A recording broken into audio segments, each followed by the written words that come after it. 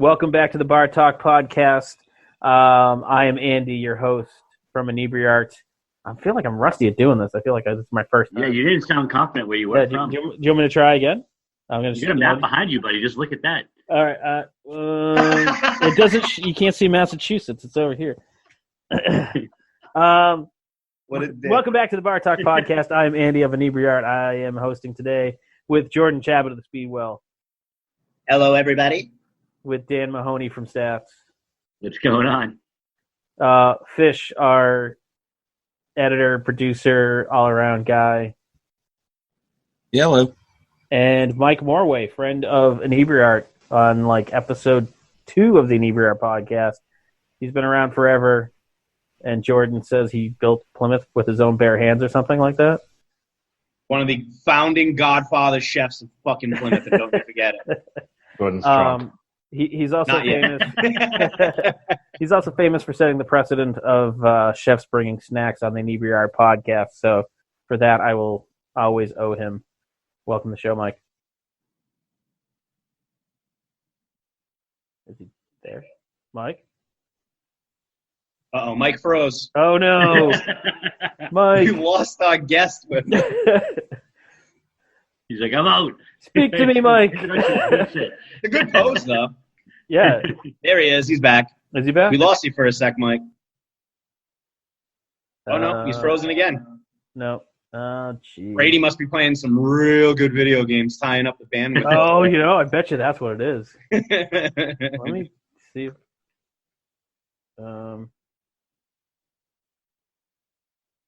Funny, I can't tell if Fish is frozen too, just because he doesn't move. He's probably trying to reboot it. Yeah, he just, all right, yeah. Come back on. Here we go. And he's back. Sorry about that. No worries, man. The reception here is horrible in Quincy. We were kind of like, throwing it over to Mike. And Mike? Nothing. Did you at least hear the nice things that we said about you? I didn't. It's better that way. It is better that way. So welcome to the show, Mike. We are all recording from our respective socially distanced places. Jordan's the only one who's actually in a place of business. Prepping for tomorrow, right? Yes, sir. Nice. So there's been a lot of talk on the news, social media, blah, blah, blah, about when are things getting back to normal. What do you guys think? Well, what are you guys hearing? Let's start with that. What kind of crazy nonsense are you hearing on what is the plan? Have you heard any plan? What do you think will happen? That kind of thing. I mean, they said May 4th is the date, but I don't believe them for a second. They just this week they just started all meeting to kind of see what the plan would be state by state. So I don't think anyone knows what timetable is yet, but they're at least talking about it, so that's a good thing, I guess. We did a big Chamber of Commerce meeting a couple of days ago on Zoom with a few of the restaurant owners or managers in town, and so we are getting word because Nantucket's, I guess, a little ahead of us on trying to reopen some of the restaurants, but we got sort of an inside scoop of what the restrictions would be once we open, and it ain't pretty. So It's not going to be much different than what we're doing now at the takeout. I'm hearing tables 6 feet apart, no more than 4 people at a table, reservation only, no bar stools at all, masks and gloves on all employees, government issued or Board of Health issued COVID, quote unquote COVID cleaner that everybody's going to have to purchase through their town, kind of like when you buy trash bags. Yep. And we're going to have to use it. We're going to have to get inspected routinely by the Board of Health, who will be trained up on new procedure. It's going to be very expensive, half capacity, limited hours, no entertainment, no large gatherings, reservation only, like I said, so nobody waiting for tables. Basically, and I don't know that all that goes through, but that's what they're presenting right now. It's an extremely frustrating list of parameters. I would rather just kind of do takeout at this point. To give people a reason to dry hump, you know what I mean? It's like, what's the fucking point? Don't dangle a steak in front of people. You're just going to drive them crazier. So that's what it's looking like right now, and that's directly from the Nantucket Chamber of Commerce, who is working hand in hand with Board of Health on the island. So not looking good. Yeah, I was talking with Carl, and he's like, "What good does half capacity do? Because I can't half staff my kitchen." Right. You know, Right. so it's like you're going to incur the same cost and do half the business. He's like, what's the point? What are you going to put a door guy on all day long just to count people in there? Like, that's going to be, I don't know, doesn't make sense.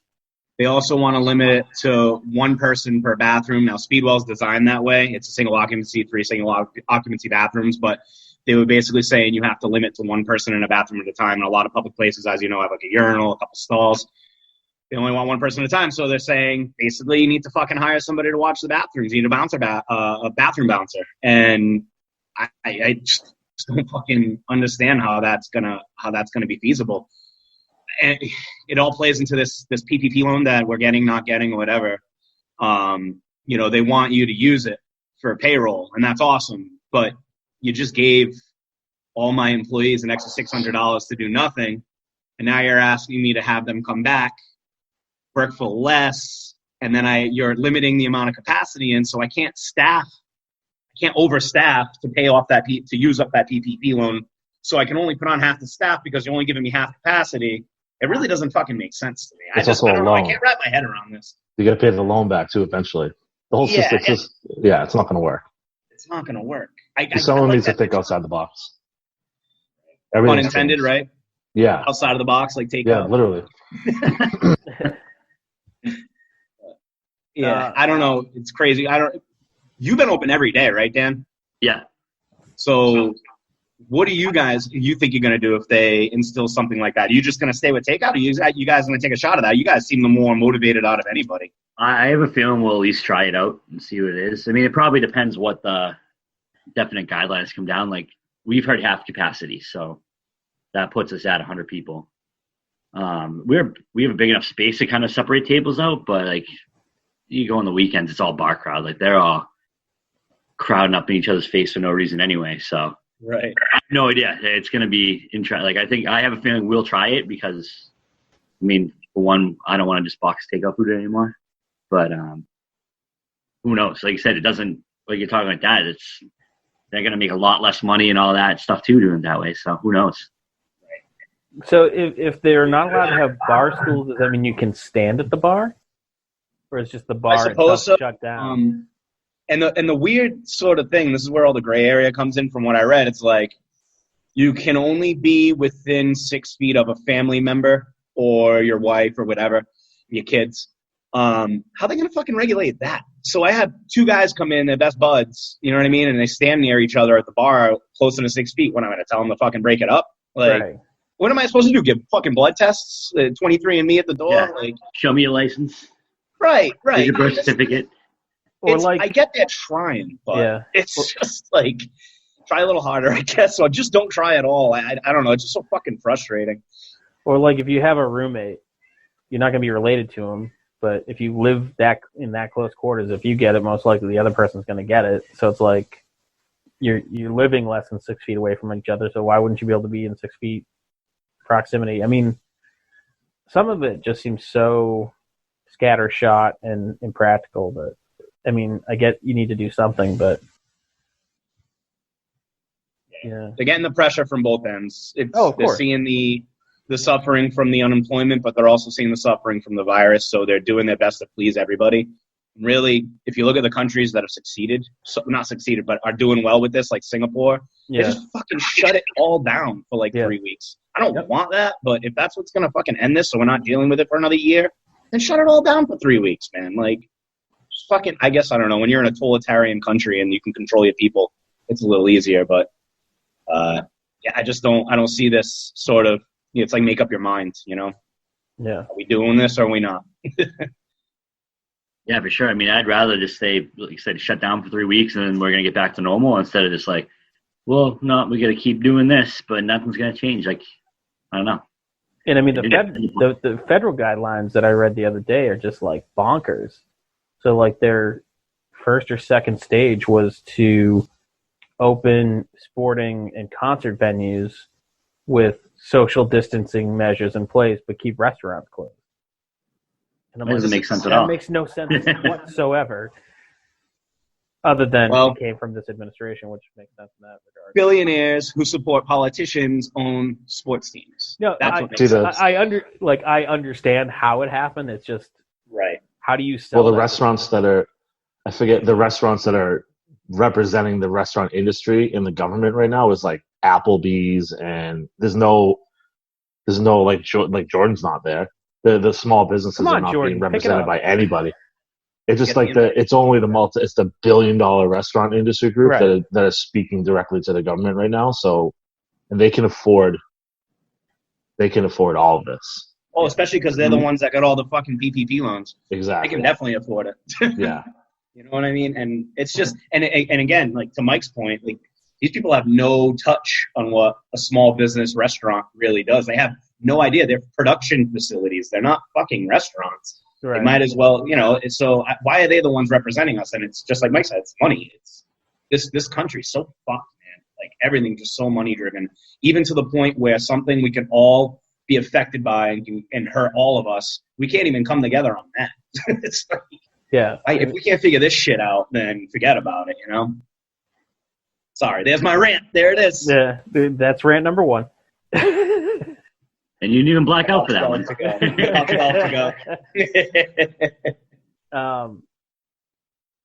And I was talking to a liquor rep the other day, and it's like he's like there are just some restaurants that aren't going to make it. He's like, there are restaurants that were struggling already to they were already behind on their accounts or whatnot, and he's like, Loan's not going to dig them out of this. He's like, there are places that will not open. There'll be places that'll open, but are not business savvy enough to realize that they shouldn't have taken the loan as well, and they'll never be able to pay it back because the margins are so small in the business that they'll just take the money right now to survive, and then a year from now they'll go under. Yeah, which is exactly what the bigger business and government wants. They want you to patch up the economy for a little while they gives them some time to figure some shit out. That's all the fucking loan is for. Yeah. It's a BandAid. Yeah. And it sucks because like Mike was saying, it's kind of like a wolf in sheep's clothing. It's just preventing the inevitable. It sucks, man. And it sucks because a lot of these businesses, even after they might close next year and aren't able to pay back this loan, they're going to carry that extra debt on top of what they already fucking had. Yep. Right. And all this shit about it being forgiven, that's no guarantee. That's just because they want you to apply for this loan. Like they're saying it's going to be forgiven if you use it in a certain way. And we've heard that shit before, man. And look at school loans. Like that's not going to happen. You're going to be paying for this for the rest of your life. You basically just took out a mortgage for a year of business. Some of these smaller restaurants, it sucks. On a place that you're already paying rent on. Yeah. Right. Yeah. Right. And there's no rent forgiveness coming down the pipe. We talked about this in the chamber meeting yesterday as well, was that a lot of landlords aren't giving these restaurants a break. And I get it. It's their property. There's nothing saying they have to do that. But it's not like if you evict these restaurants that are functioning limited or these restaurants that aren't open at all, can't open at all right now, you kick them out, you think another person's going to jump in and be like, oh, I'll pay full rent and open up a fucking restaurant right now? That's not going to happen. Why wouldn't you throw some of these restaurants a little bit of leeway, a little bit of a bone, a little bit of a grace period so you had that guaranteed tenant and give them the ability to survive a little longer? I'm lucky my business partner owns this building, so I'm not in that predicament, so I'm talking a little out of school here. But I think some of these smaller restaurants in town that are paying an absorbent amount of rent because they got the 2020 inflation for the 400th anniversary from all their landlords, they're just sticking it to all these tenants here because they like, oh, you're going to make a ton of money in 2020 and you're going to lose all these restaurants. You're never going to be able to fill them. It's going to look like Plymouth did. And Mike, you could attest to this, 12, 13 years ago. 15 years ago? Yeah. Boarded 15 years ago, there was like 3 bars and there was a bunch of antique shops and it was literally boarded up windows. It was disgusting town. Yeah. Thank you, landlords, if that happens again. All the people that own these buildings down here. I mean, it's like we're kind of already seeing it. There's already vacant spots on Main Street that aren't being filled. Mm-hmm. I mean, and granted, now's not really a good time to look at it because you're not opening a business, but more and more there's spots that are available. and aren't being filled immediately. And 3 years ago, if something left, it immediately filled. Something came in almost seemingly overnight. Right. So it's scary, man. It is. And I'm a big proponent. The more restaurants, the merrier. They make Plymouth a destination, and that's why Speedwell's successful, and all the other, we all feed off of each other. And if half of these go down, everybody's like, "Oh, you got less competition." No, people aren't gonna fucking take this. Plymouth's not a fun drive. People aren't gonna drive up to Plymouth to go to 3 restaurants and leave. Yeah, it's not like we're on a beach or anything like that. Right. We go from a vacation spot to a secluded fucking one-horse town again. It's like, I'm not looking forward to that. I want to keep all these restaurants open because I need them.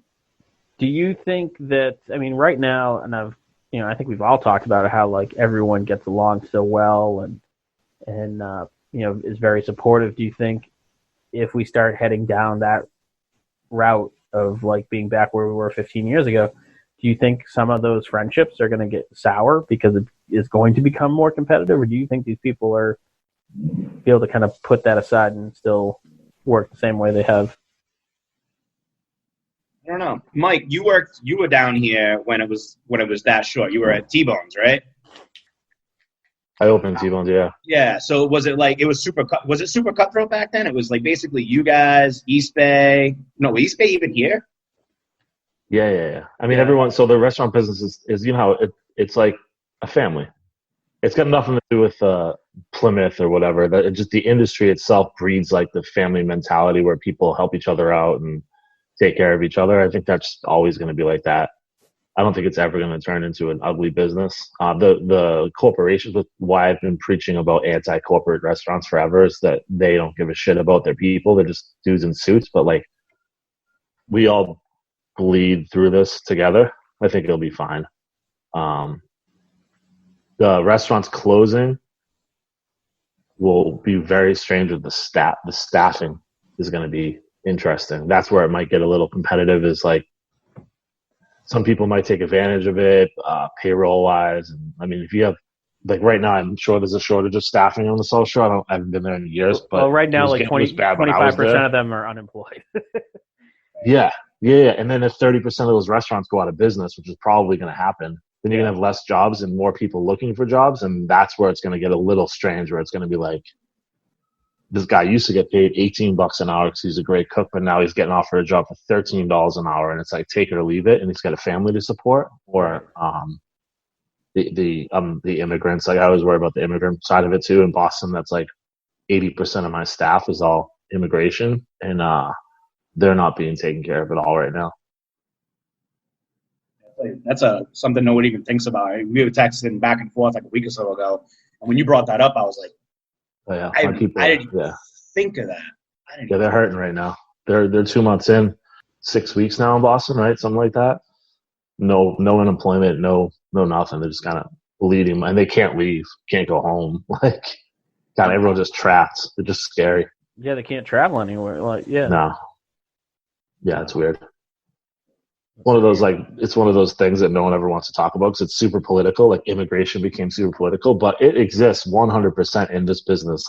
I'm sure Dan, Boston, that's just what it is. It's immigrant workers, and they're awesome. They're good people, and they're friends and family, and they're just not being represented at all. No. Scary. Even when I lived in Framingham too, the same thing. Industry, it's a huge Brazilian population. It's the same thing. I can only imagine what that city's like right now. Yeah, I checked in with my old, I left my last job, so I don't have a job currently, but I still check in with all my kitchen guys, pretty much every day, text them. And at first it was scary. I felt bad. They were just, because they don't really know, they don't really watch the news, and they're just "Chef, I go back to work maybe next week." And I'm like, "I don't know, buddy. How much money you got?" And they're like, "I have no money, no paycheck, no nothing." And they're all just kind of trying to help each other out. They're, helping each other out with food. And at first you had to explain to them, this is going to last a while. And no one's what do I do? There's no answer. There's a couple of funds out there, but I don't think they're taking care of, there's just not enough money. And, it's one of those things where it's it's frustrating because you see these people that, intentionally break quarantine, like there was that protest, I think, was it Wisconsin yesterday? Bunch of dumbasses. But then you have people like, your former kitchen staff that eventually is going to have to be pushed to where they're going to have to find somewhere to work, whether it's, whatever's available, and it's probably going to be putting them at risk. I just lost probably one of the best kids I've ever worked with. And, he came to me last week and he was very emotional. He didn't want to leave. He liked it here. He's like my, sort of my lieutenant back there, at least at night. The kid just was a beast.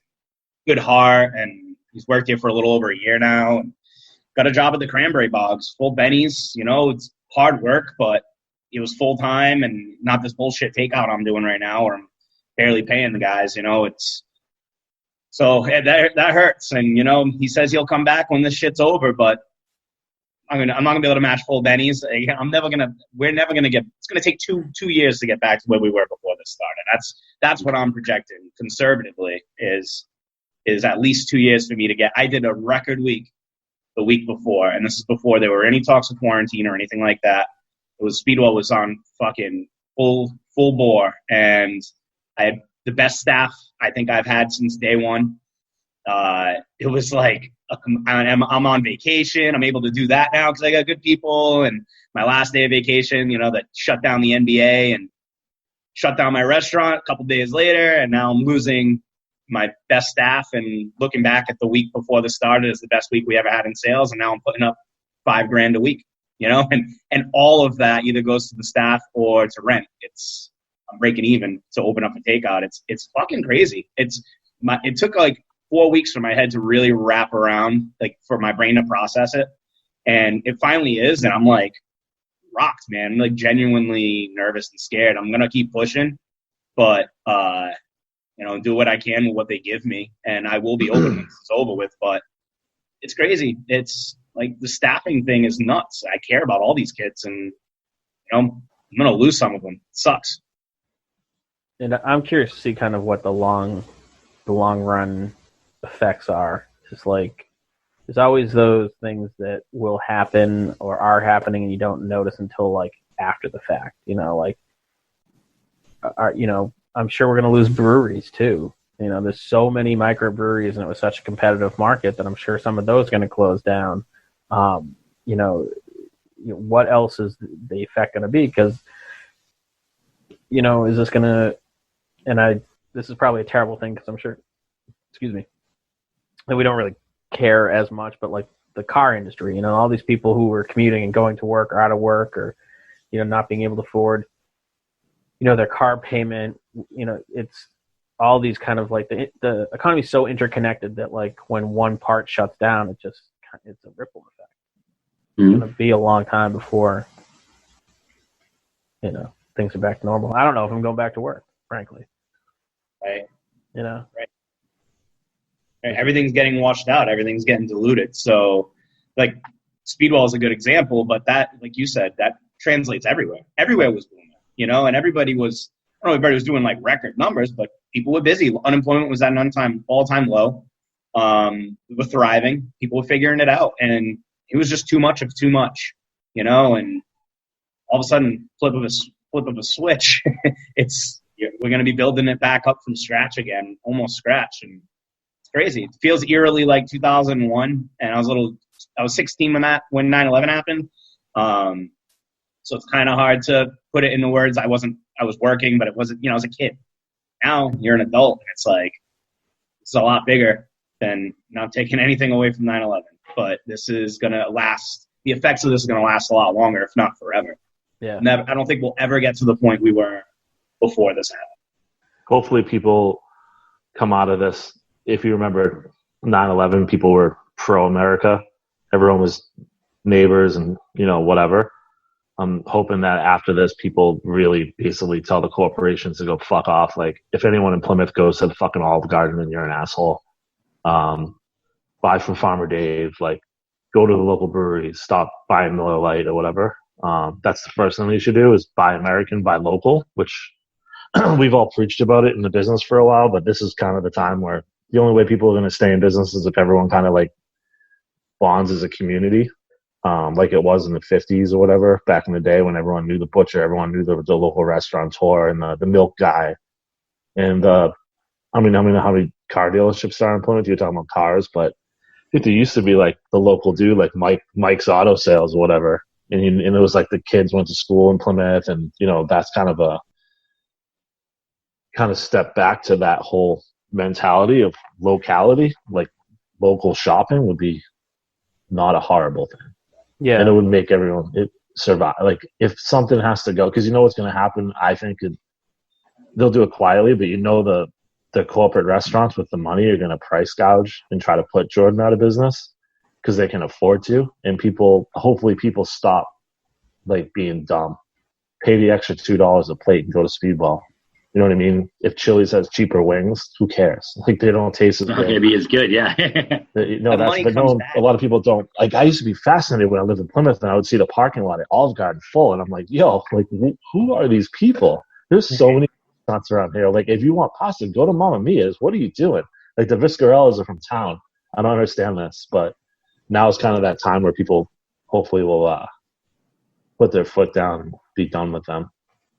I think that whole, the news that went around from a few days ago of these big corporations like Ruth Chris and Shake Shack gave their money back. I'm hearing now they got $10 million from the PPP, but I heard they gave it back because of the backlash.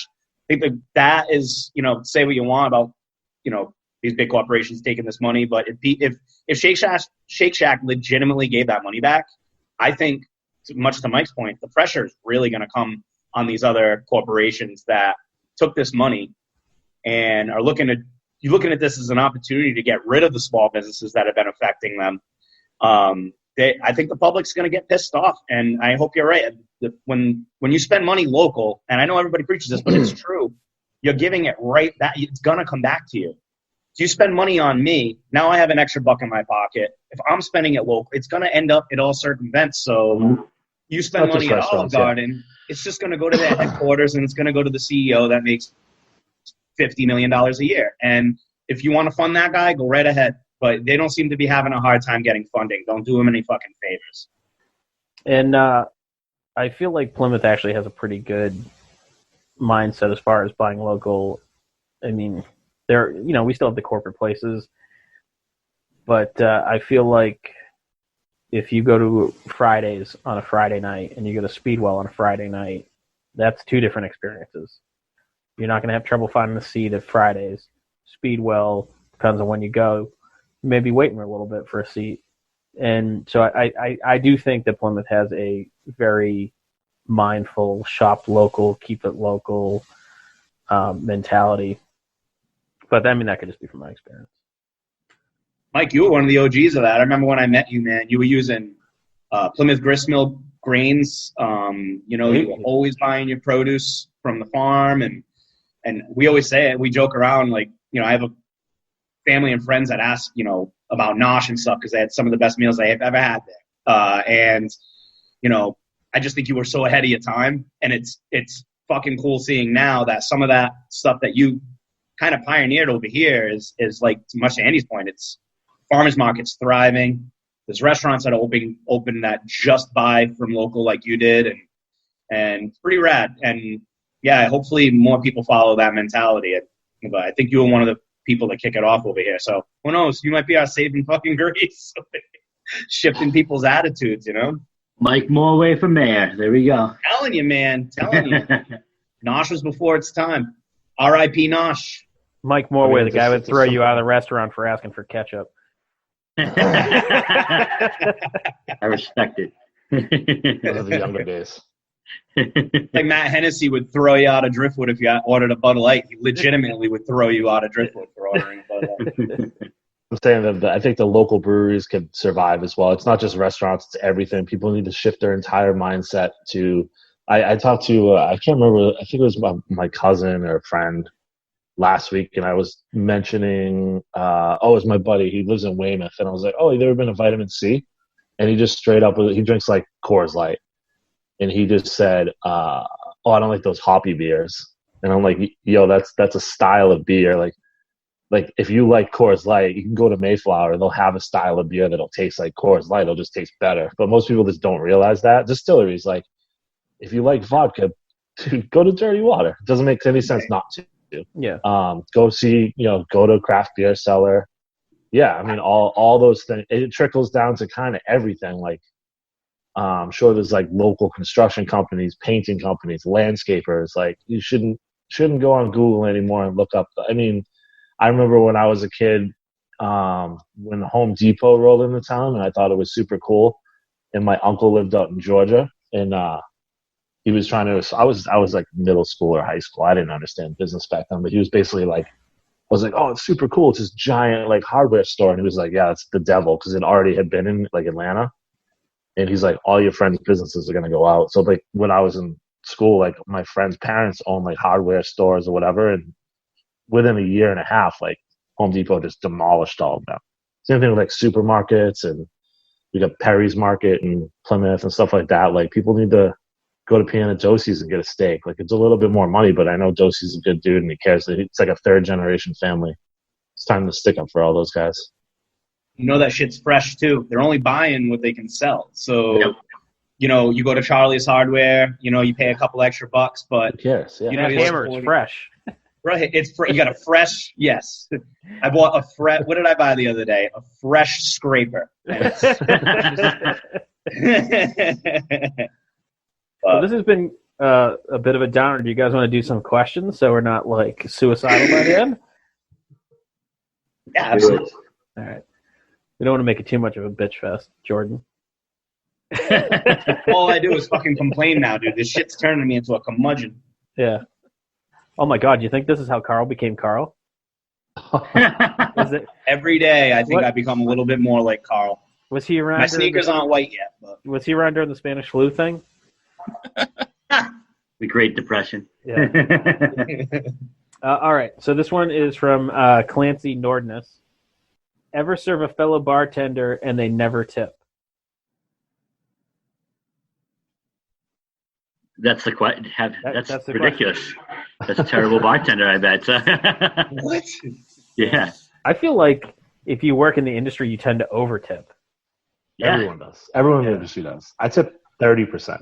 And then the person who's getting the tip is always like, no, you don't have to do this. It's that kind of, yeah. You try to hide money on them so they have to take it and stuff. Yeah. Right. Yeah, I think that person works at Olive Garden. Yeah, exactly. Yeah, maybe they're just that bad of a bartender. Like, how bad do you have to be that someone in the industry is like, fuck that guy, I'm not tipping? Listen, that's the guy that went to Drink Masters right there. So he's not a bartender. He's got his bartender's license. That's it. And they don't cover tipping in that class. So that's crazy. You wondered too, like, I don't know, man. Yeah, no, I'm with Morway. He works at Olive Garden. Yeah. Wow. I'm buying Morway an Olive Garden gift certificate for his birthday. Getting him a T-shirt made of breadsticks. All right, this one is anonymous. It says, as a manager, what are you looking for in your new employee? I feel like we've kind of addressed that, but, will what you look for change after this? Are you coughing? Get the fuck out. There you go. I didn't cough, did I? Oh my! No, I meant my new employees. Yeah. They're coughing during the interview. They have to leave. Right. Do you feel you have to explain every sneeze now? Oh, it's allergies, dude. Yeah. I don't have a fever, I swear. In general, for an employee, I look for somebody that doesn't count minutes. They come in a little early to prepare themselves, and they stay a little late to make sure they absorbed and learned while they were training. The people that are like, nope, I'm in at 11 and I'm out at 6. It's not going to work out. For me, it's not going to work out. And I'm not looking to pay somebody for free, and I'm not trying to take people's personal time, but it's that initiative and knowing that they have value in their position, and they're here because they give a shit and they want to be good at their job.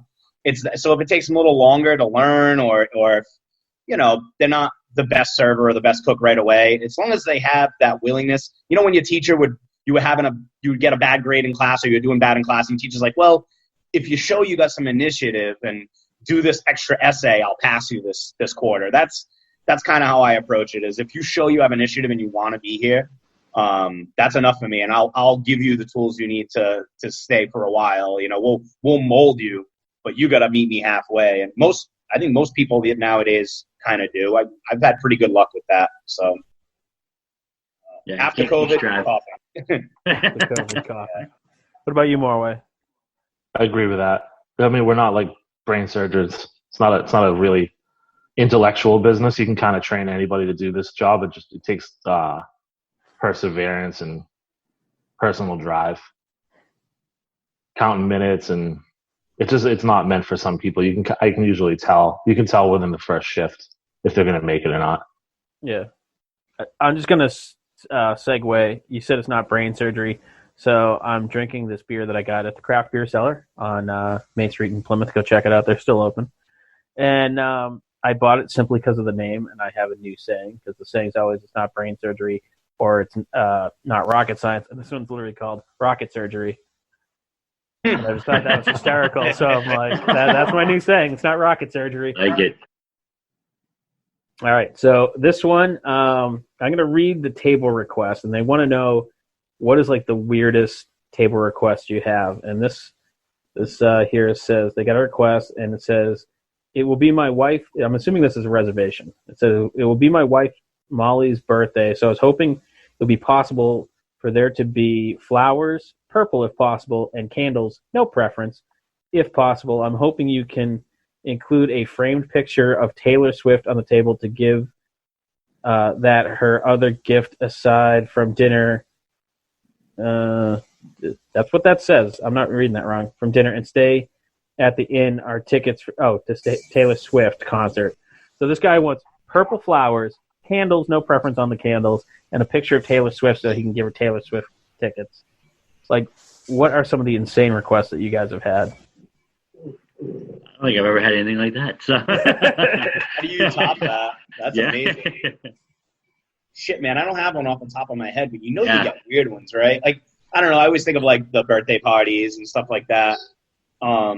You get random requests like, hey, can you close your restaurant? I have 12 people who want to celebrate a birthday party. We want a private space. Like, I guess that's more of just not understanding how it works, but I can't think of like a really good one. So people ask you to shut down your restaurant for the night?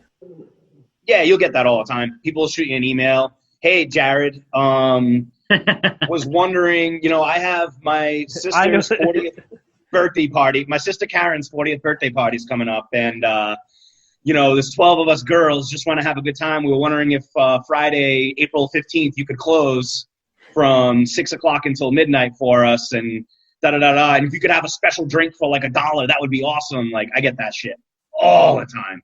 Yeah, sure. For 12 of you, we close on a Friday night and give you $1 drinks. No, there's no cover. There's no room charge. You got it, Karen. Anything you need, please don't leave me a bad review. What about you, Morway? This is kind of like a front of the house question. In the kitchen, we don't deal with that shit. I did at Nosh, but Nosh was small enough where we actually did close the restaurant a few times. But that was just like, yeah, this is what I would normally do. I mean, there's a minimum. You want to pay the minimum, it's fine. Yep. That was a small enough restaurant. Dan, what about Mike? What about a weird like kitchen request then?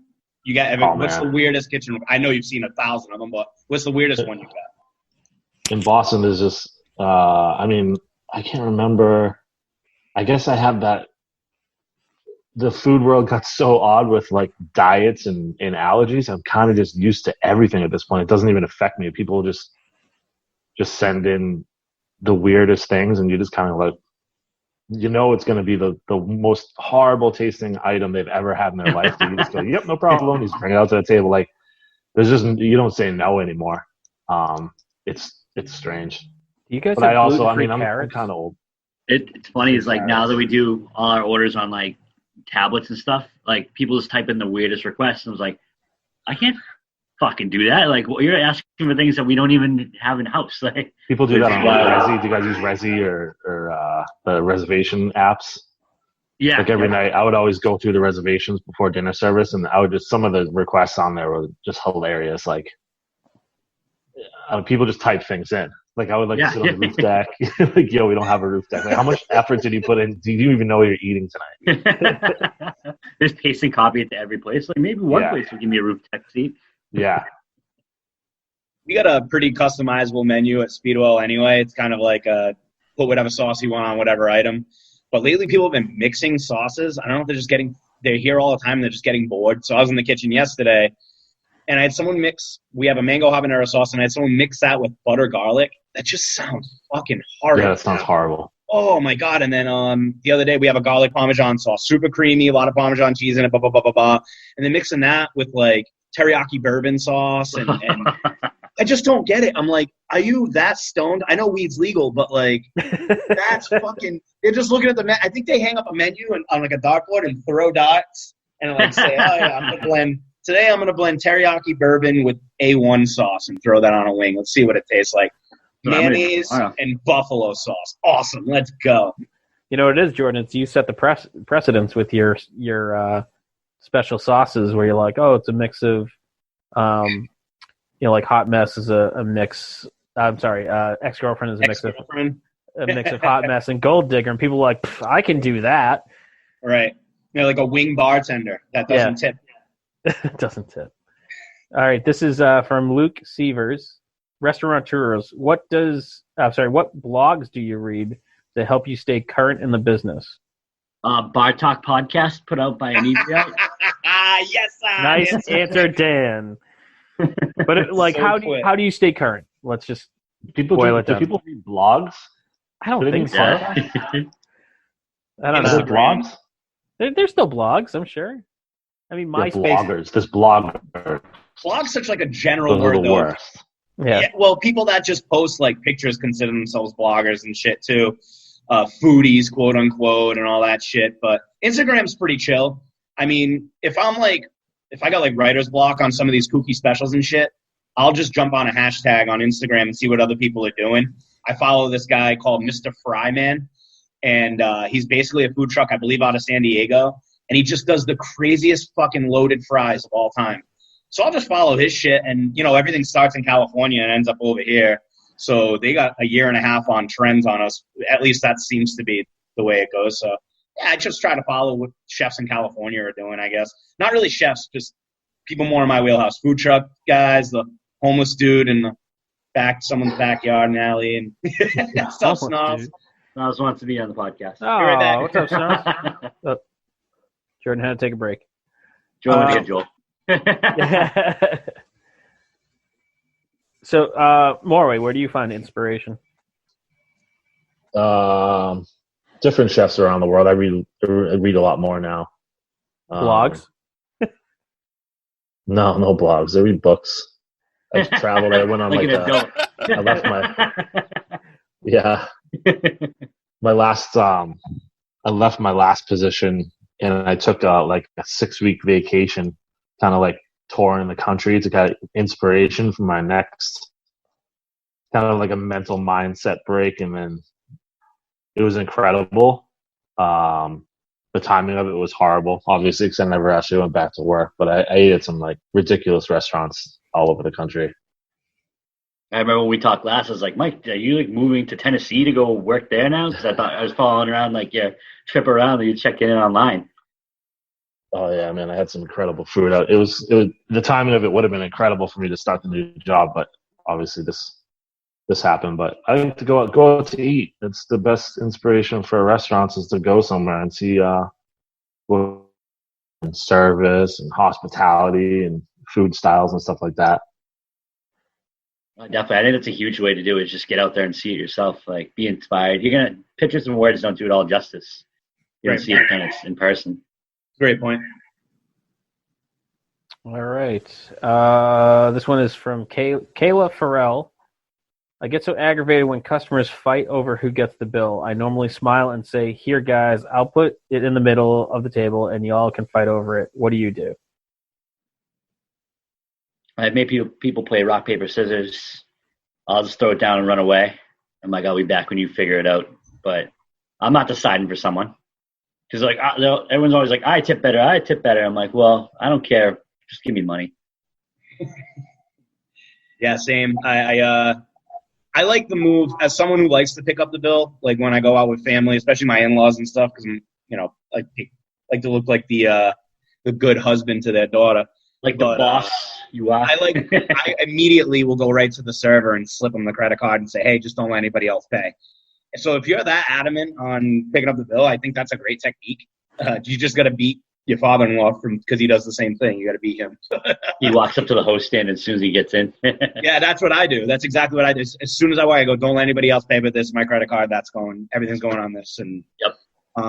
So if you really want to pick up the bill, don't wait till the last second with your alligator arms. I think a lot of people like to pretend they're going to pay the bill and act like, oh, no. Oh, you got to it before me again. You know what I mean? But, yeah, I guess to Dan's point, rock, paper, scissors, that's a good technique. I'm going to use that. Yeah, I think that can solve all world problems. Rock, paper, scissors right there. You really could. I don't know, Fish. How do you feel about rock, paper, scissors? Fuck you. So one of my all-time collateral. Fuck you, Jordan. One of my all-time favorite instances. So a lot of times after we record a episode of the Inebriar Art podcast, we will shoot over to Speedwell and grab chickens. It's kind of a thing, and we'll each get some chicken, and then we usually split an order of fries. And so, like, you know, it's like sometimes like, oh, I got the fries, you got the fries, whatever, back and forth. You know, it's never a thing. And like one day I'm like, oh, we'll rock, paper, scissor it. And so you do the rock, paper, scissors shoot, and Fish puts his hand like he was doing paper, but vertically. And I'm like, what the fuck? Are you doing rock, paper, wall? What is that? I'm like, you didn't know karate chops beat everything? Yeah, I'm like, that's it. I'm like, you're picking up the fries for being an idiot. And I think he did it a second time somewhere else, if memory serves. No, it was Speedwell again. It's something, I swear to God, I go to the Speedwell, my IQ drops in half.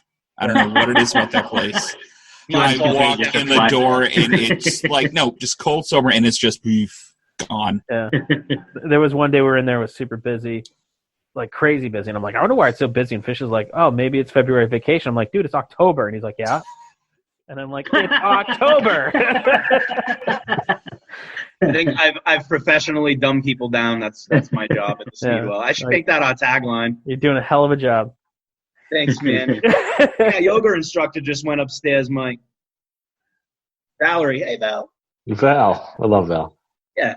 So they're not still doing yoga, right? No, there's a new yoga studio upstairs, but I guess they're kind of just there are a couple extra rooms, so they're letting like freelance yoga instructors that don't have necessarily a location go up there and teach classes now. And Valerie was me and Morway's. We just had the anniversary pass the other day. One of the funniest fucking things ever, dude. Me and so randomly, Jake Hill, friend of the show, was going to there's a yoga studio above Speedwell. Yeah, and Jake Hill goes to yoga up there every Friday, and he convinces me and Morway at night. We were all having beers here one day, and we're like, fuck it, we're gonna go. So we got wicked hungover. We just scrape ourselves off the floor and go to yoga above Speedwell at like 9 a.m. on a Friday. And you know, that's a typical, pretty much run-of-the-mill class. Yoga's hard. Yoga's awesome, and it's wicked difficult. But at the end, the yoga instructor, Val, is like, you know, if there was a certain pose that like spoke to you or something that you really responded to during this class, feel free to do that now, or you can just kind of lay down and do your thing. And me and Mike don't know we're in the back of the class. Like, we have no idea what we're doing. We just see this old guy with his legs in the air. So we immediately I think that's what we're supposed to do. So we just both put our fucking feet in the air. And Jake's just sitting there meditating. He looks to his left and he just sees me and Mike side by side with our legs dangling in the fucking air. And he just starts losing his mind laughing. Like, and he just yells at us, put your fucking legs down. What are you doing? Meanwhile, the old guy's having a stroke.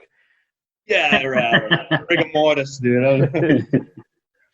All right, this one is from Sharon Stadterman. So we all have a specific voice, the way we talk when we're serving. Do you catch yourself using your professional restaurant voice outside of the restaurant? You got to have one, right? I don't have one. I don't feel like that applies to Jordan at all, or Dan. Mike, do you even because you're back of house? You don't talk differently at work. The voice thing, I don't think the voice thing is true, but I do believe, because I've seen it, where industry people will say behind you or corner, which I love. Oh, hell yeah. I do when all I'm the at a time. supermarket, like corner. My favorite. I do it to my girlfriend's kid. He's 6. Yeah, He doesn't understand. hot pan, whatever. Yeah. I get like, so we're super cautious, obviously, like in the kitchen and stuff like that, or anytime we walk through the kitchen, like behind you, back you. But like, I always got this thing where I've trained the people who work in the kitchen with me when I am in there, like to give me like my social distancing long before this COVID thing. I'm like the Tasmanian devil. I'm trying to do a bunch of things at once. So I get aggravated, but they all know and they're trained. Now, when I go cook at home, it's a little different. Like I haven't been training my wife to stay away from me. She likes to be like cute and work side by side in the kitchen.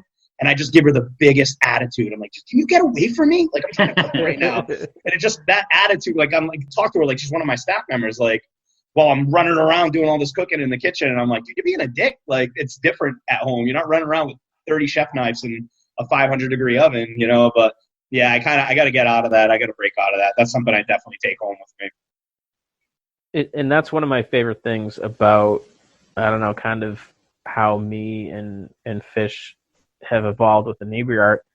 And first of all, Mike, I apologize. I was young. I didn't know better. But we used to hang around at Fridays. Right. And we used to hang out at the sink where they wash the dishes. And you would see them, they'd be across the bar and they'd be like, oh, sure, no problem, whatever. And then they'd come over to wash dishes and be like, that guy, fucking asshole. And that's like how we got to know all the bartenders, is because we were kind of like in their vent space. And that's my favorite place to sit in any bar, is like right near where the taps are or where the service bar is, because then you kind of get to know them a little better and it's not that phony, I'm going to be nice to you for a tip. Right. Welcome to the club, fellas. Now you're in. Now you're going to wash the dishes. Yeah. There's no turning back. I have pitched in more than one restaurant. Just you'd see him in the weeds. And I mean, Waterfront Festival, I think. I happened to be hanging out at Dirty Water Distillery, and it was like their first day the tap room was open. And so they were so overwhelmed because it was their, like, I think they just opened the tap room and it was their first, like, crazy big day. And there were just glasses piling up everywhere. So I just started busting tables. And people would ask me questions and I'd be like, I don't know, I don't work here. And it kind of like was this running joke. I'm like, I don't. They're just friends and they're, in the weeds. I'm just trying to help. And it's to the point now where if, like, we, Fish and I'll go to, like, Luciosa's or someone, because that's, like, a good spot. We can really interact with them, the staff, and they'll have a new bartender or waiter or waitress, whatever. And they'll have that, really nice voice. And I'll be like, listen, when you're nice to me, it makes me think you don't like me. I'm like, that's not how this relationship works. Right. It's true. Yeah. It's true. Definitely nicer to the people I don't like. Yeah. You're trying to get rid of them. Your enemy's closer, I guess. I always tell people who work for me at Home Depot, I'm like, if I'm nice to you, you should be concerned, because then I'm covering myself to make sure you can't file, like, complaints against me. This one comes from Gara Gallo. My restaurant is thinking of switching to the tablets to takeout orders. Yeah, switching to the tablets to take orders. What are some pros and cons? Now, Dan, you guys use tablets, right? Only for, like, the to-go orders, so not for, like, waiting tables or anything like that. Has anyone had experience with the tablets for like in restaurant? I think the newer systems are all kind of built on like the Toast systems are built on tablets, but they're mounted, so you can take them off the mount anytime you want. Walking up to a table with a tablet is very not good hospitality. No, I agree. Very strange. Thank you so you should much. be looking people in the eye, smiling at them. Very strange. Do you guys prefer the wait staff that will memorize your order and then go put it in, or like do you prefer someone to write it down? Doesn't I just matter. want to talk to a person, not someone staring down at a fucking screen, and I've gone on this rant before too, I think, and I won't dive into as much as I can, but I'm pretty sure Dan and Mike share the same sentiment. Like, we've lost hospitality, and people can order fucking from their own tablet at home and have it delivered to them. They don't have to go out to watch someone else do it for them. They go out for the experience, and they want to be not catered to like from a servant, but they want someone to guide them through their experience and pay attention. And we have enough of an issue with servers looking down at their fucking phones and not paying attention in general. Bartenders, that drives me nuts when I catch my bartenders doing that. Why are we going to put one in their hand? And granted, I get it. Streamlines a lot of the experience. But if you want to streamline it, open up a fucking McDonald's or a Subway. Don't open up what's supposed to be like a hometown restaurant and jam a bunch of screens in front of your servers' faces. I don't know. It seems counterintuitive to me. Well, it's wild now. If you go to like those bigger restaurants, some of them have. You go sit at your table, you get a waitress or a waiter, and then there's a tablet sitting on your thing. So like, oh, if you want anything, just press it on the tablet. I'm like, why the fuck are you here then? Like, right. I just order all my own shit. R.I.P. Waxies, but Waxies had that, and they had like a self-serve bar thing, which I thought was kind of a cool concept. If you're having a meeting and you want to get interrupted, but you want to sit there and pour yourself a drink, like I get that, but you have 7 of them. Like, are you really gonna have 7 meetings going on at once? Where, yeah. And I think some of that's just novelty, like the tap handle at your table. That's just novelty, kind of fun. Like, isn't this weird kind of thing? But yeah, I mean, I would still expect, like, if they had self-service fry your own buffalo wings, I'd be like, nah, I don't want to go there. Right. Yeah, it's just weird, man. It's like going out to eat at a vending machine, you know? Yeah. It's fucking weird. Every table has its own fryer later, Jordan. I have a new business idea. Oh, yeah, you can imagine. Great. I wouldn't be the only person burning myself here, finally. Jesus Christ. You also get to fix your own electronics at tables, too, and let them keep yourself going in style. You know what? A lot of restaurants are doing the opposite. And I read this article talking about going, like, where you go to stay up in current. I read this article. I can't say exactly where it was from. It was about a month ago, where restaurants, and I think it's in California, are starting to make customers put their phones in like a bin when they check in. Like when you check your coat, kind of like leave your phone, because they don't want them. I don't know if it's dimly lit or they just want people to interact in general. But even bars are making people put their phones and their tablets away, because you're going out. Like, if you want to stare at your phone, stay at home and buy a 6-pack. You're going out and socialize. They want to create that environment again that we're getting away from. That, and we're so impersonal now. We think we're being social with this shit, but you're losing your touch. And we get into this industry so we can interact with people, and I've never craved that more since I'm not allowed to let people in my restaurant now. I like that trend. I don't feel comfortable being responsible for someone's phone. I think there's a lot of gray area there, but kind of a cool concept. You do it maybe once, twice a month, where you do a no phone night. Everybody check your shit at the door and have some fun. Take someone home for once. Don't use Tinder. Some of the best bars are the ones that you don't get cell phone service in. Right? Oh, yeah. My favorite. I have a couple on there. I'm like, oh, sorry, I have no service. Shout out R.I.P. Nosh. I had no service in Nosh, and if I wanted to be left alone, I would go into Nosh and have a beer. Because then you have that built-in automatic excuse, being like, oh, I don't get service there. See, I'm lucky. Pretty much all the Plymouth bars I don't have service in. So yeah. All the forks that were hanging up on the wall, they would steal the signal. Old Faraday cage. But I kind of like that no phone idea. Maybe like, you put a basket in the center, everyone puts their phone in it. First person to touch their phone pays the bill. Dude, I've heard of that too. Yeah. That's a thing. That's an actual. People are privately doing that when they go out. Like, first person with their phone out, pays the bill. I love that. That's like in Korea, there's rules to like getting up to go to the bathroom, just common decency, and they still abide by that. And South Korea, and I don't know anything about North Korea, but my wife's from South Korea, so I know a little bit about that. But it's custom that you don't get up to leave to go to the bathroom without the blessing of the rest of the table. When you sit down and eat, it's supposed to be a group experience, and phones are a big no-no. They're actually considered, unsanitary. You're not supposed to even put it anywhere near the table, which, who knows, that might be, after this COVID thing, that might be a fucking rule. Like, phones are the dirtiest thing. We're all worried about gloves and masks and washing our hands, and then we pick that phone back up. It says, how many germs this thing has? You can watch porn on these things. Wait, really?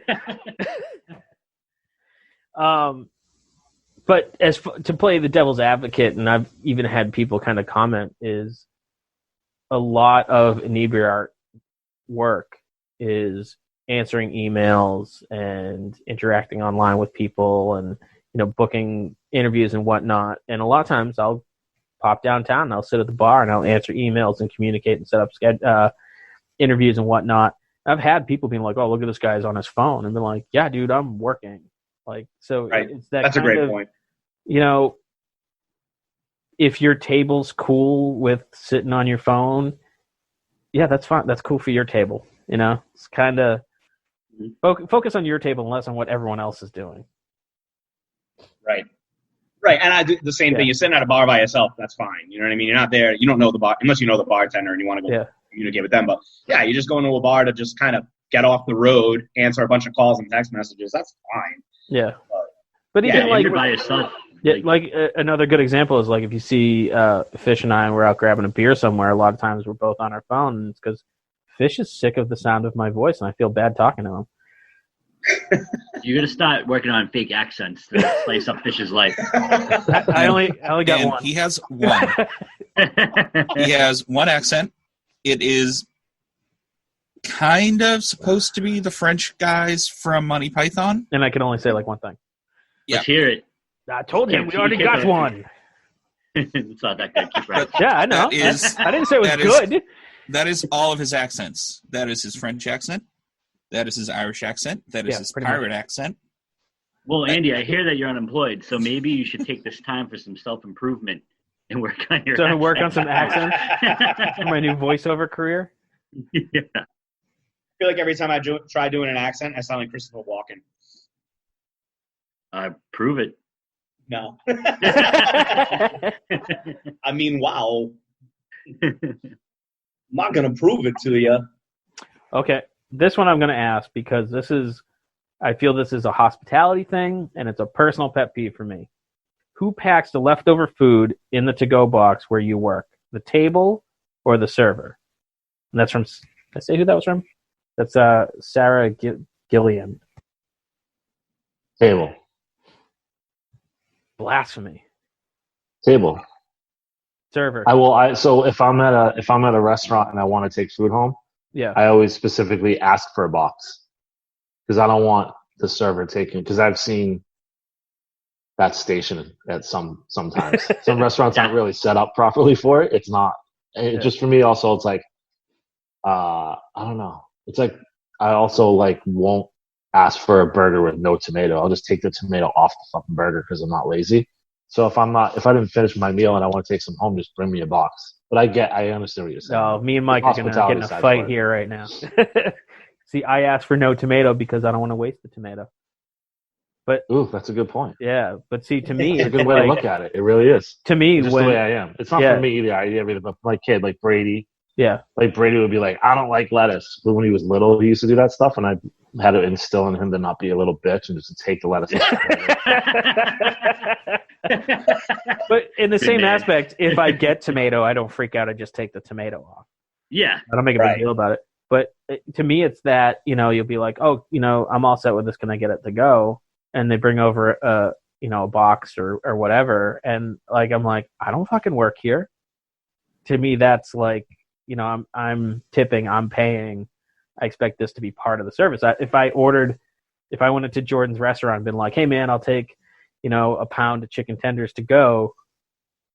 And then he brings out the chicken tenders in a box. I'd be like, this is part of the transaction. For me, it's a sanitation thing. Like you've had it, it's been in your mouth. It's like a whole, I don't know. I have OCD. Yeah. So it just doesn't belong in the kitchen. Again, though, it depends on. Maybe another thing that changes, Mike, that you're on another point there with the COVID. There's a lot of things. Theme here. We're gonna have to change the whole HACCP. The whole restaurant HACCP's gonna have to change, basically. Right. Like you said, cell phones. Cell phones is always a pet peeve of mine. People like cooks would put their cell phones on the prep table. Like, yo, that's disgusting. And they just stare at you, and you're like, you took that in the bathroom with you, didn't you? Like, you were in the bathroom for 20 minutes. I saw you. What did you do with that phone? Did you sanitize it after you came out of the bathroom? Like, they're filthy. Phones are filthy. They should never be in people's hands in the kitchen. There's a lot of little things you'll have to like. And I always just, for some reason, thought it's, again, me, because I'm crazy, but someone's half-eaten food doesn't belong in the kitchen. But some restaurants are set up for that. Yeah. Yeah, I usually feel like, and again, I don't really know. They take it over. Even if they brought the container over and packed it at the table, Table side, I've seen table side. Yeah, I'm okay with that. I'm like okay with that. To me, it's like that's part of what I'm paying for. Is I don't. That's how I got trained. I came up in sort of a catering banquet style restaurant. Old school, like late 80s, chicken cordon bleu, baked scrod restaurant that old people choke on their chowder at. And I had to wear a tuxedo and I had to pack people's food for them. We had 3-pound baked stuffed lobsters and you had to wrap them a certain way. But you would do it on the side of the table. You didn't bring it back into the kitchen. The cooks would freak out if you brought anything that was on a table, not directly to the dish doesn't station. belong. Yeah, it doesn't belong. And they would, the waitresses had like this hors d'oeuvre table because we'd always hand out hors d'oeuvres. And sometimes waitresses didn't want to do it on the side of the table for whatever reason. They just thought it was easier because all the supplies were in the back. So they'd set up on that hors d'oeuvre table. And I've seen cooks, and this is a different age, I guess, but come over and knock everything off that table and have the waitress clean it up. Or actually ended up being the busboys because that's what we did. But yeah, flip out because exactly what Mike's saying. You don't bring something. It's like bringing glass into the kitchen or now the dirty phone. You don't do that because that could destroy, that could contaminate a whole bunch of things. And so, yeah, I've done table side. I find myself doing it at Speedwell by accident sometimes, even though Speedwell would just kind of hand you a box and let you do your thing. But sometimes if I'm helping on the floor, I just catch myself doing it and I don't have gloves on. I'm just, we have the liners, so I just kind of transfer the liner over to a box. But yeah, I could be a little more conscious about that. I know it's part of the service, but at the same time, do you want to risk, I've been in the kitchen doing dishes. I've been running around touching everybody else's table in the building. Do you really want me packaging up your food? I don't want you doing it. Right. You just want me dropping off a box and I'd be afraid you'd hurt me specifically. Yeah, I'd be afraid you'd hurt me or yourself. Touche. Jordan aligns himself on a styrofoam box. It's amazing. You ever have a somehow electrocutes himself with plastic. Hey, static electricity is a real thing, man. It's dangerous. Right. So I think that's last call, gentlemen. So let's go around the table. Let's go around the internet and give everybody their chance to plug whatever they're going to plug. And let's start with Jordan. He's there prepping stuff. What's coming up for this probably won't go up in time, obviously. But what are you prepping?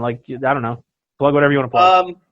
I've been trying to do some of the greatest hits. We do a lot of weird, fun specials, egg roll specials, stuff like that here.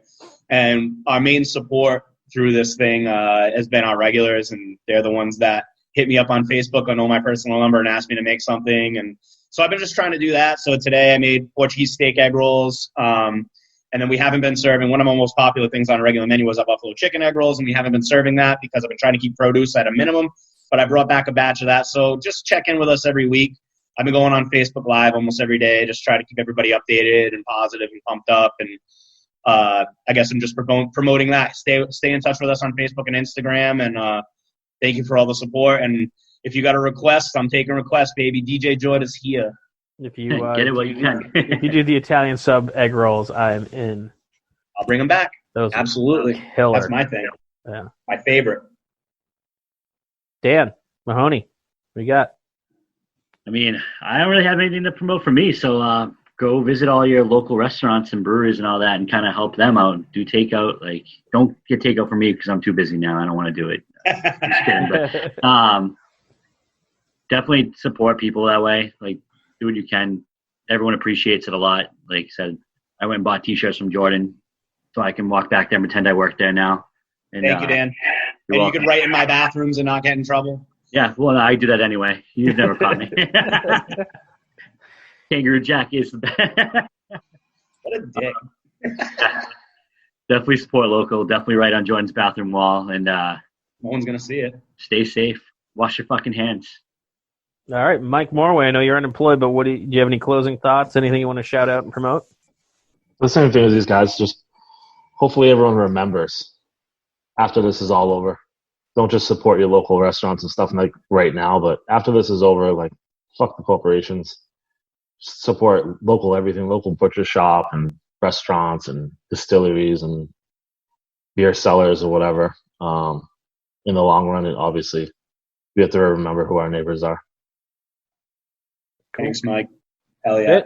Oh, well, go vote for Snow's Barkley. I want to hear the supermarket. damn it, Dan! You just stole my. Is that gonna be yours? That's gonna be mine. Market All update. right, go on. Go on, Dan. Do your promote Snarls. Plymouth is doing a cutest dog contest, and Snarls Barkley's in the running. She made the top 50, so go vote for her. Where can they go to vote? Hounds. There you go. Plymouth Chamber of Commerce. So I found it. You can go on Snarls Barkley's Instagram page that Alicia puts up. So nice. That's Snarls Barkley the Frenchie. And you can vote every day. Is that what it is? I just press the link every time. I think you can do it from different networks and stuff. Yeah, even if you use different browsers. Yeah. Yep. I was bored at work when I was working. Yeah, make Snarls famous. Yeah, she can be on a float. More famous. I didn't know you could vote every day. I got to get on that. Yeah. My bad. Right. So now that Dan stole my last call, bastard. His dog, dude. I know, but look. He should. Apparently, he doesn't love her that much. He didn't even think of it at first. True. Well, all right then. So I'm going to shout out the Craft Beer Cellar, man. They're open until 7. I think the only day of the week they're closed now is Sunday. They have curbside pickup. They still have great beer, great wine. Tatum's one of the best people in town. If you have other opinions about her, you can fight me. And she's a great person, and she's open. Stop in, call ahead, whatever you want to do. Get your beer, get your wine. And it helps you get through this quarantine bullshit, and that's my plug. So I suppose that's it, and so thanks for listening. If you have any questions you want to write in for us to ask or kind of blow off like we do sometimes, if we think it's a dumb question, you can email. Listen, we'll always answer it, whether it's the answer you want or it has any relevance. Sometimes we don't at all, though. We just go off on. I'm usually the cause of that. We'll talk after your question. That's it. Sometimes it's just no. That's a dumb question. Yeah.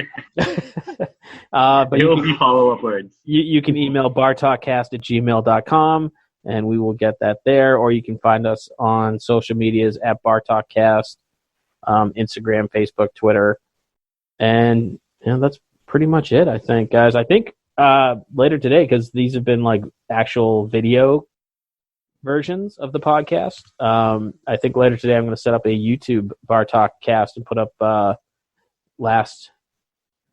2 weeks ago with Nicole, because Dan had the nice fire going behind him. And listen, I showed off my artwork this time. Yeah, I'm jealous. I like that a lot. Yeah, listen, I have an inebriate painting on the other wall. Do you? Right there. Oh, nice. That's Eric Isaacson. Yeah. That's awesome. Is that the alien from Simpsons? Yes, It is. Kodos? Yeah. I voted for Kodos. So that's who Bartok is. And so we were talking about this on the Old Colony cast, which if you haven't checked it out, check it out. It's been refurbished and refreshed, and it's pretty good. We need a closing, a sign-off.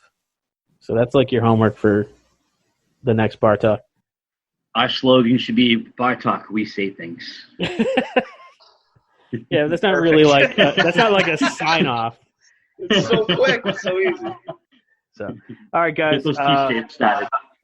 Thanks for coming and hanging out, Mike Morway. Thank you as always. It's good to have you back on. Now that the man's not keeping you down and tying up your free speech, you can come talk to us. Good to see you guys. Yeah. Hey, Mike. Good to see you, brother. All right. And, beers soon. Beers very soon. Beers and yoga. Oh, my God. Please. All right, guys. Even if we do it through this. Peace. Later. Thanks for listening to the podcast. You can find us on all social medias at Inebriart, except for Instagram, we're at Inebriart6. You can email us with your questions, complaints, and whatnot at inebriart@yahoo.com. And if you're looking for more podcasts, you can check out the other podcasts on our network, Retro Redoctopus, America's Hometown Horror, and, of course, Bar Talk, Old Colony, and Inebriart Podcast, the original. So check those out and subscribe and comment so we can reach more people, and thanks for listening.